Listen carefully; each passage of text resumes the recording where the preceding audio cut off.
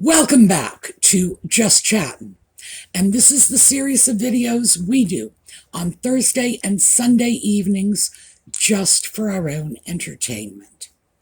So, today's video is actually going to be much more on the entertainment side because it's another one of those highly speculative topics. Before we get into that, let me just mention to the Audie fans, he is here, but it's about 60 degrees here, so it's, sweater weather, but it's very bright and sunny. Audie is in his cat tree in a sunny window, basking. I feel it is very unlikely we are going to hear from him today. So, it's the end of the Audie news.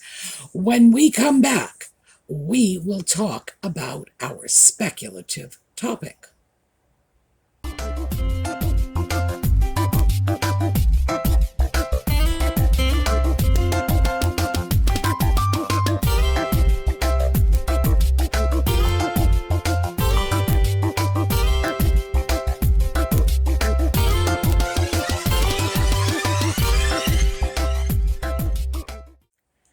So what's up here? Well, media, and by this I mean mostly mainstream media. So this is out of the rumors circulating on Twitter or Quora or whatever. Mainstream media is now doing some heavy-duty speculation that Nutmeg is about to write her memoir. Oh my! As if we really needed a public announcement for that. She really threw that out to the world in the Cut interview, in which she made quite a point of saying that she wasn't through talking till she was through talking, and nobody made her sign an NDA. Now, when I saw that, I knew immediately she was firing a shot across the bow to the British royal family, that she had plenty more to say and no NDA preventing her. Now, the second thought that occurred to me after, warning shot, was what kind of universe do you have to live in to believe that maintaining the privacy and dignity of your family is dependent on a non-disclosure agreement? Come on. And here's the thing. I don't know what NDAs are like in the UK, but here in the US, any contract, and this is just general contract law. Remember, I'm not an attorney. This isn't legal advice. This is a generality. In order to have a binding contract, you have to have an offer, consideration, and acceptance. So somebody makes an offer, you accept it, and there has to be something that changes hands.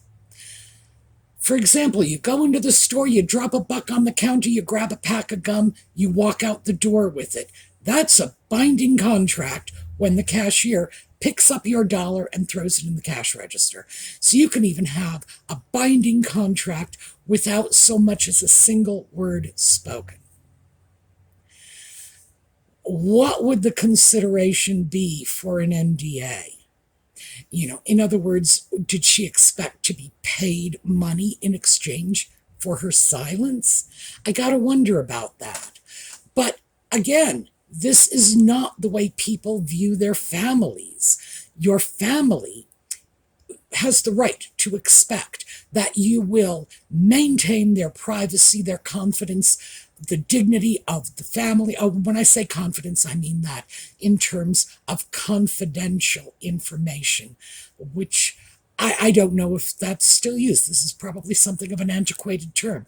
Keeping one's confidences is keeping one's secrets. So, yeah, it goes without saying that you keep the confidences of your friends, of your family. And the reason NDAs are out there at all is to protect business secrets.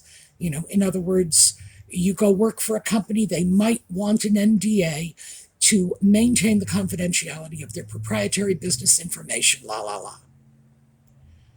Who signs an NDA when they marry into a family? Who does that? That is bizarre.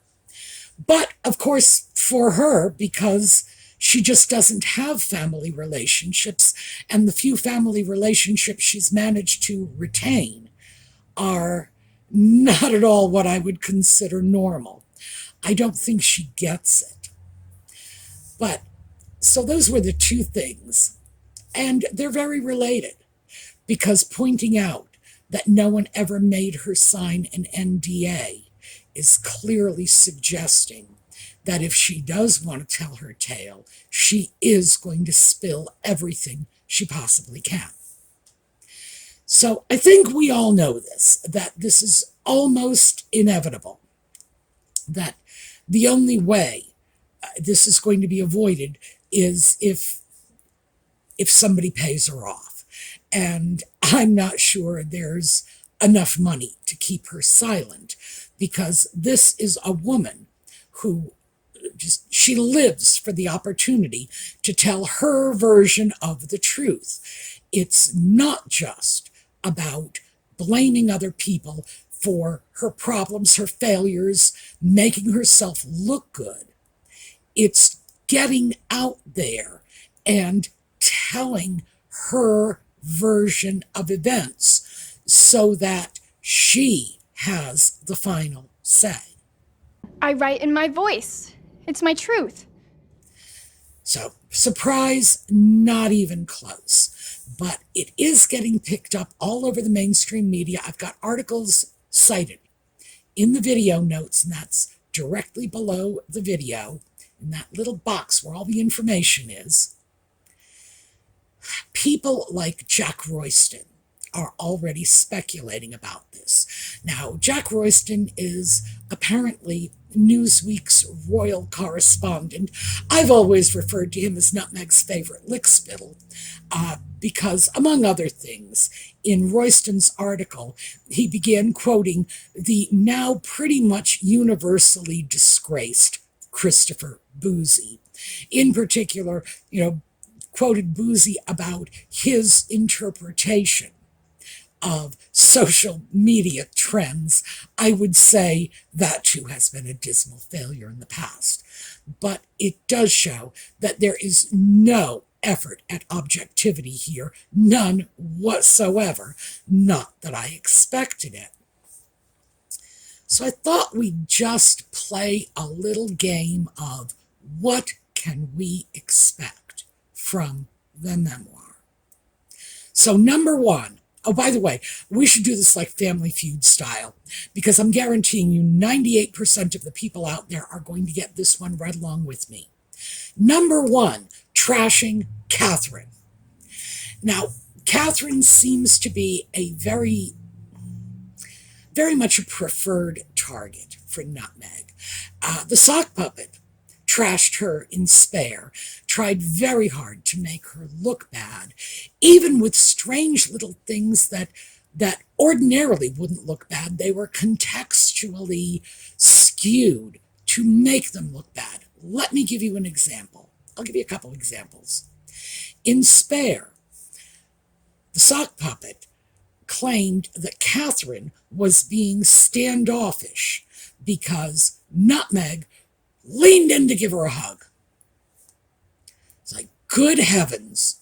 I have to tell you, if anybody, not just Nutmeg, if Catherine, well, never mind Catherine, if the late Queen leaned in to give me a hug, I'd take a step back. The problem is, some of us just don't like being touched by strangers. Some of us are unaccustomed to that.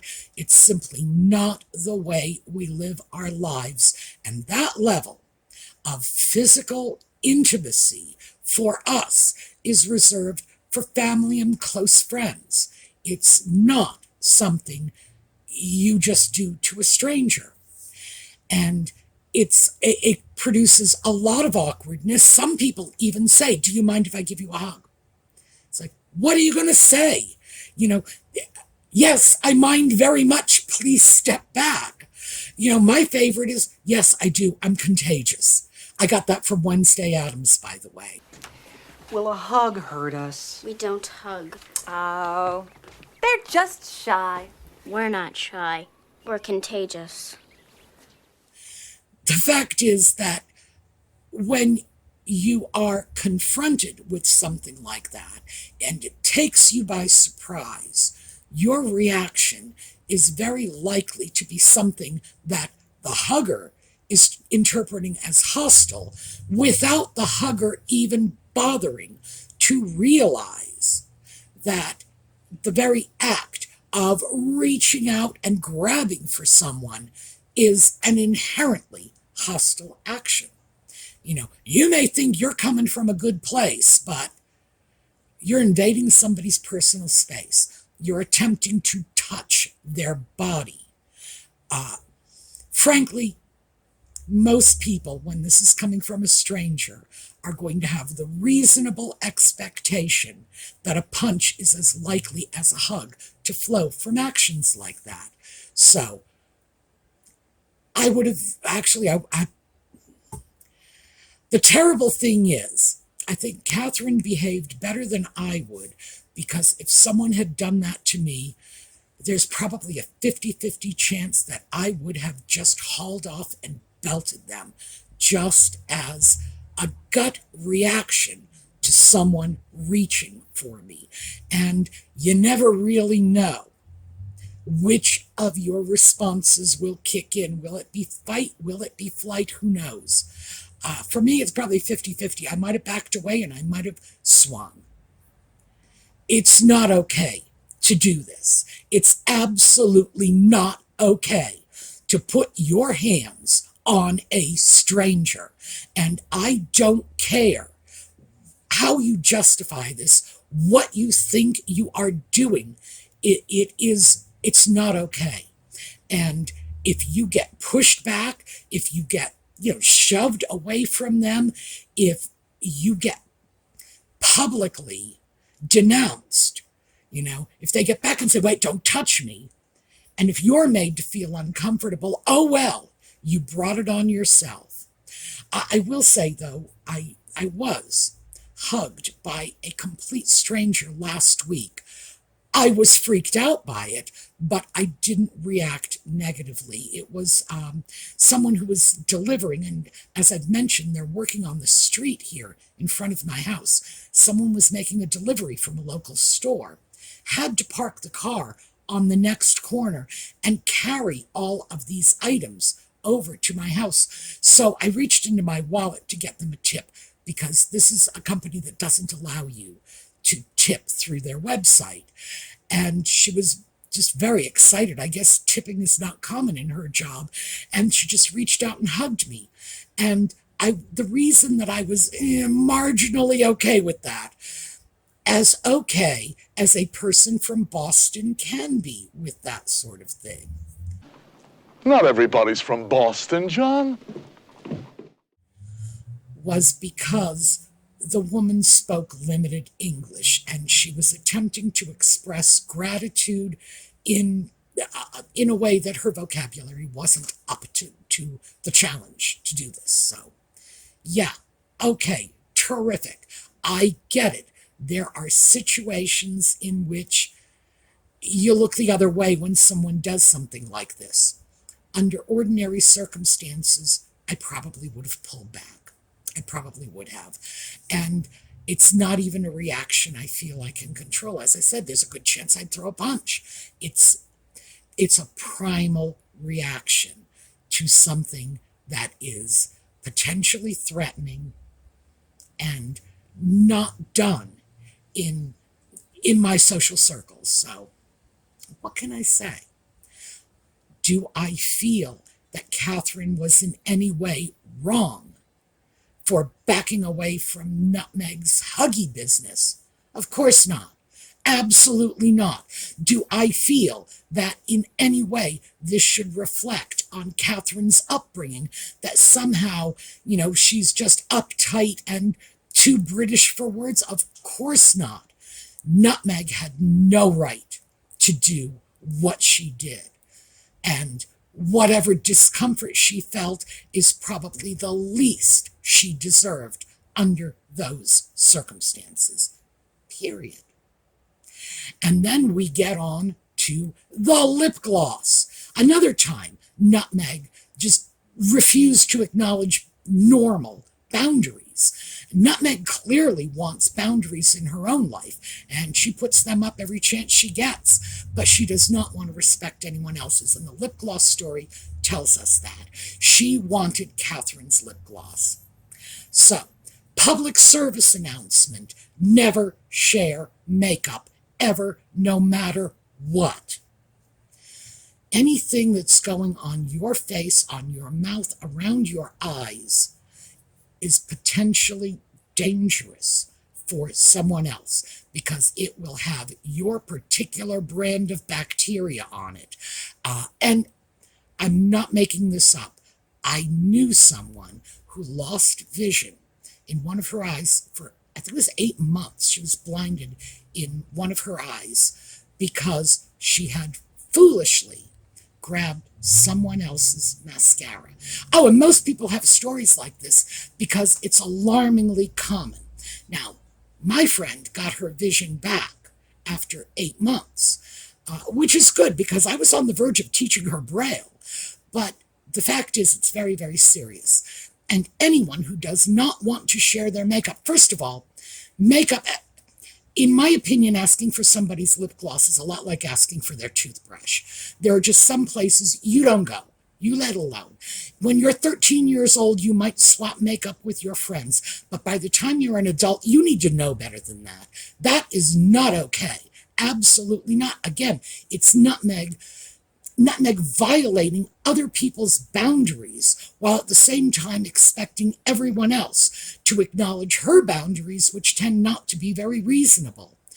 But certainly it comes out as Catherine being unfriendly, selfish, who knows what. I don't know what people would have interpreted from that, because when I read that, obviously my first thought was, oh, thank goodness she didn't want to share her lip gloss.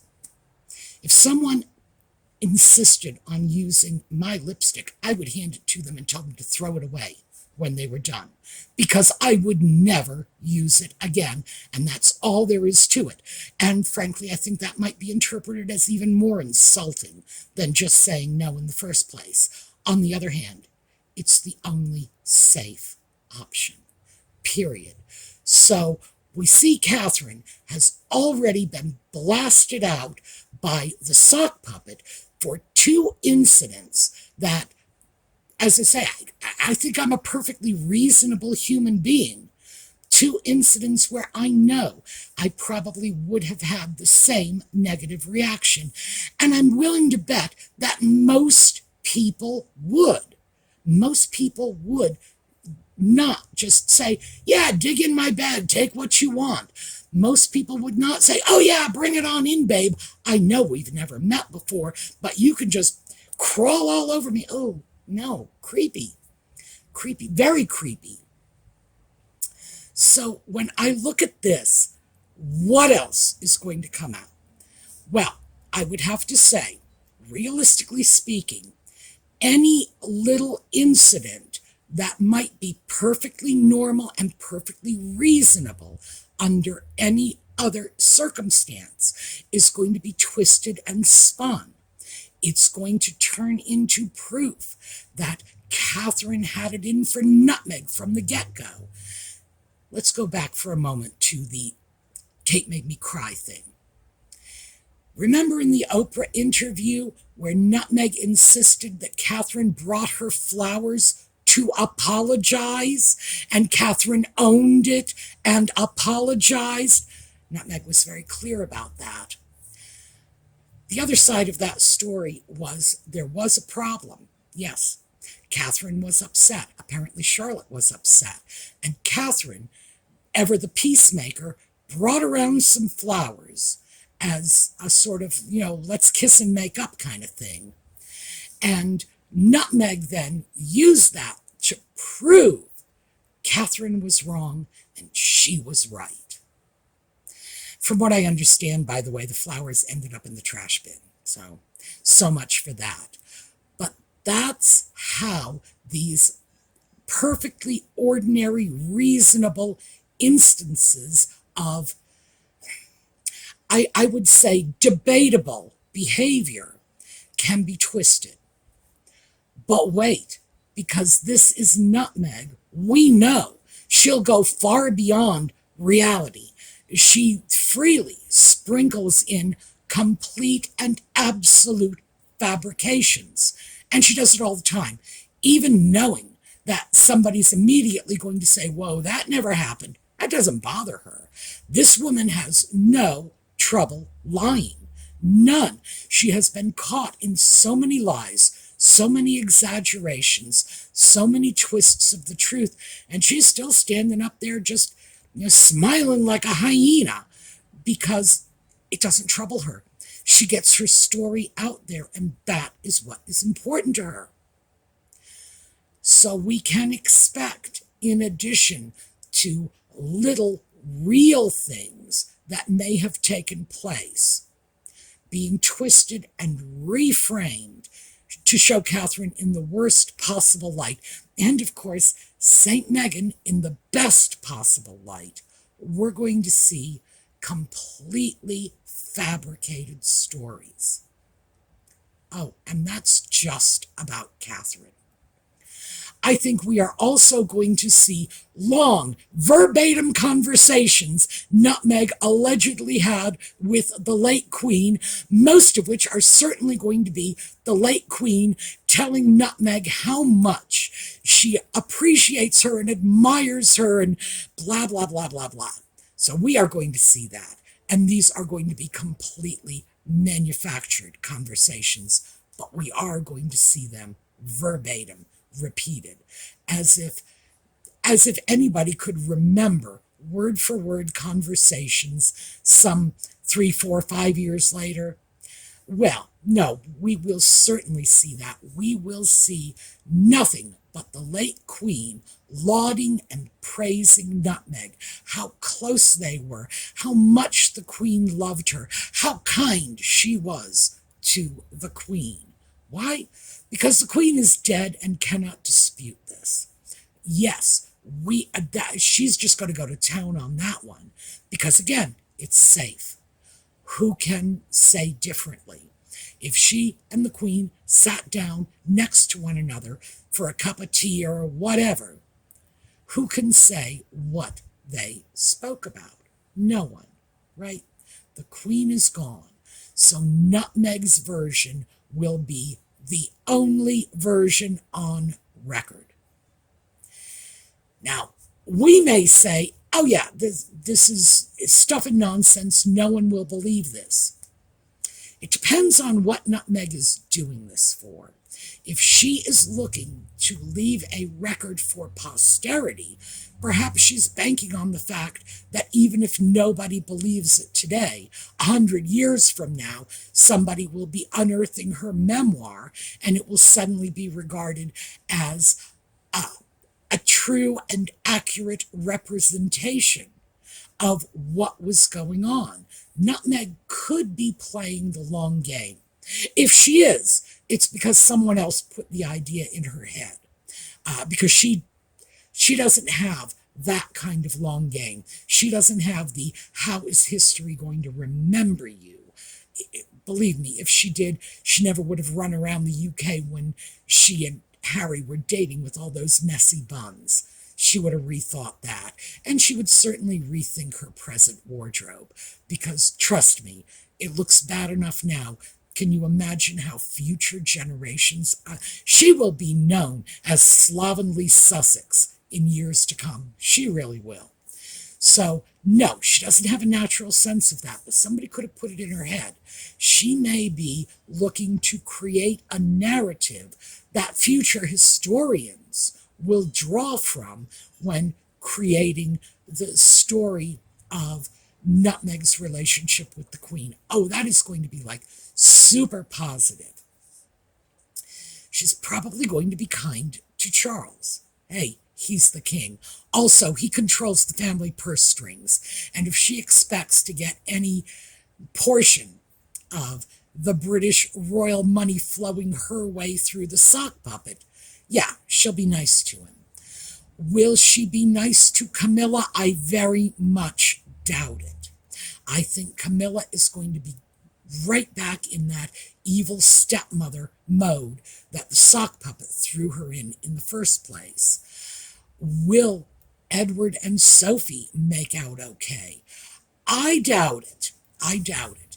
I think anyone who has been any less than all embracing of Nutmeg, not just while she was with the royal family, but after the departure, anybody who has not gone out of their way to just say, oh, Nutmeg, I believe you were hard done by. I believe your stories. I think they're going to get slammed. So Edward and Sophie, I think they're going to get slammed.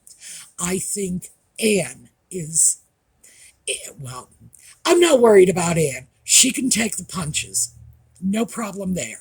But I think Anne's children, Anne's grandchildren are certainly going to be in for a bit of cat scratch. What about William? Yeah, I expect there will be a lot of snide comments about William, but I think Nutmeg is too smart to go after him hammer and tongs the way I expect she will go after Catherine. William will be king one day, and other than an act of God, there's not much that's going to interfere with that process. William is heir apparent, not heir presumptive. It's very clear this is the line of succession. Is she going to be kind to the Sussex children? I doubt it. I doubt it. I don't think she is going to be kind to anyone in particular, well, except the late Queen. And I do believe she will be kind to the late Queen because public opinion would turn on her hard and fast from all quarters if she started bad-mouthing, this dead woman. Frankly, I'm not to put too fine a point on it. Most people, even people who do not like the Queen, and there are probably some people out there who don't, even they would be resentful of Nutmeg bad-mouthing someone who was no longer around to defend themselves. But it's more useful for her to be very laudatory, especially if she can convince the world that they were just like this. The Queen loved her more than anybody else, and Nutmeg will come up with the quotes to prove it. So, ultimately, this is what I expect. It's going to be more of the same. I expect it will sell like hotcakes. I expect it will also be awful. This will be utterly dreadful because Nutmeg is a terrible writer. She thinks she's a fabulous writer, but I don't know how anybody can be such a bad writer and still think they are such a good writer. That's a level of delusional thinking that I don't even understand. So it will be awful. It will sell like hotcakes. Why? Because people are going to want to hear the dirt. And will people buy it even knowing that most of the dirt is complete fabrications? Yeah, sure. People buy tabloid newspapers on the newsstands all the time, even knowing that many of these tabloids have been sued over and over and over again because their stories were not factual. So, sure, people will buy it. Is it going to do anything beyond that? Well, I expect it will permanently damage the sock puppet's ability to go back to the UK. And who knows, in all likelihood, Nutmeg will find that to be an unexpected but pleasant side benefit. I don't think it would bother her very much if he was permanently separated from his family and his country. It seems to be pretty clear that she has no desire to return. And will she poison the well for him too? Seems likely to me. All right, so that's what I have for you. Again, pure speculation. There is no book at this point. None. So is there any way that we can say what's happening for sure? No. This is just speculation, just what we can expect. And I think it's important to prepare ourselves for the inevitable. And yes, it will be Nutmeg telling her truth. All right, that's what I have for you this week. We are going to take a look at a slideshow on the way out, and I will see you all on Thursday. Meanwhile, have a terrific day.